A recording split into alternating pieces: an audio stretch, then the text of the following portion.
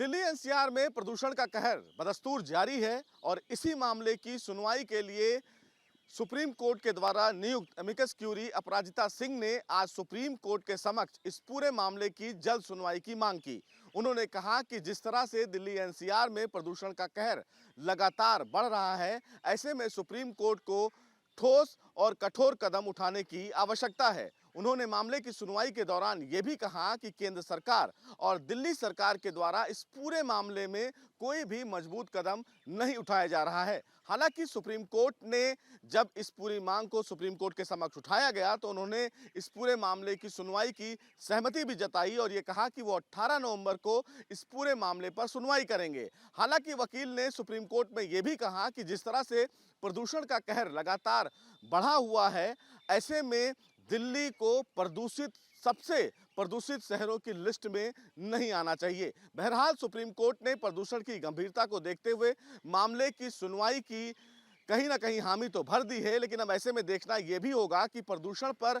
लगाम कसने के लिए राज्य सरकारों के द्वारा क्या कुछ निर्णायक कदम उठाए गए हैं, ये देखना होगा। बहरहाल अब सुप्रीम कोर्ट सोमवार को प्रदूषण के मामले पर सुनवाई करेगा और देखना होगा कि राज्य सरकार और केंद्र सरकार प्रदूषण को कम करने के लिए क्या कुछ ठोस कदम उठाती हैं। दिल्ली एनसीआर में प्रदूषण का कहर बदस्तूर जारी है और इसी मामले की सुनवाई के लिए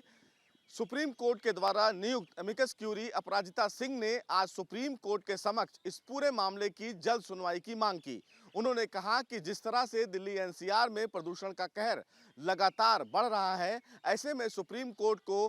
ठोस और कठोर कदम उठाने की आवश्यकता है। उन्होंने मामले की सुनवाई के दौरान यह भी कहा कि केंद्र सरकार और दिल्ली सरकार के द्वारा इस पूरे मामले में कोई भी मजबूत कदम नहीं उठाया जा रहा है। हालांकि सुप्रीम कोर्ट ने जब इस पूरी मांग को सुप्रीम कोर्ट के समक्ष उठाया गया तो उन्होंने इस पूरे मामले की सुनवाई की सहमति भी जताई और ये कहा कि वो 18 नवंबर को इस पूरे मामले पर सुनवाई करेंगे। हालांकि वकील ने सुप्रीम कोर्ट में यह भी कहा कि जिस तरह से प्रदूषण का कहर लगातार बढ़ा हुआ है, ऐसे में दिल्ली को